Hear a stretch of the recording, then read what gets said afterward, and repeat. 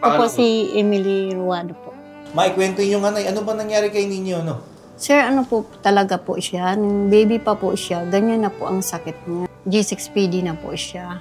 Na dati na ano po siya dyan sa Philippine Children, na confine po siya noong 8 months siya. Tapos hanggang ngayon po, ganun pa rin po ang anong sakit niya. Hindi po siya regular daw po, sabi ng doktor na basta na lang dalhin sa kung saan.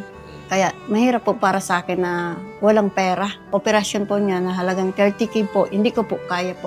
Basta na lang sumakit yung ngipin niya, tapos parang nagkadurog-durog. Yung nag-extra lang po ako, sir, sa paglinis. Minsan kung ano yung inuutos sa akin, ganun. Yun lang. Ang hirap po sa amin kasi wala po kami malapitan na ganyan. Wala rin kami kakayahan sa ganyang halaga. Kaya naisip ko pong lumapit po sa Ako Bicol Party List po.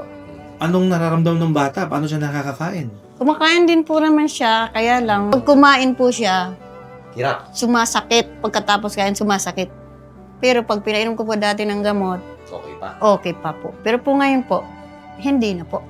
Eh ano daw sabi ho ba? Magkano aabutin? Mga 30 po, 30K operation lang po. Hindi ko po alam kung may mga gamot pa po.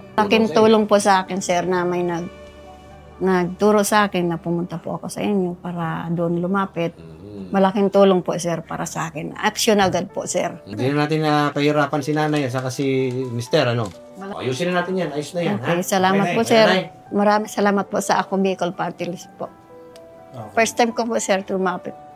Salamat Hindi po kayo po. nabigo, ha? Opo, sir, salamat po. Malaking tulong po para sa aming mahihirap. Salamat po. Okay.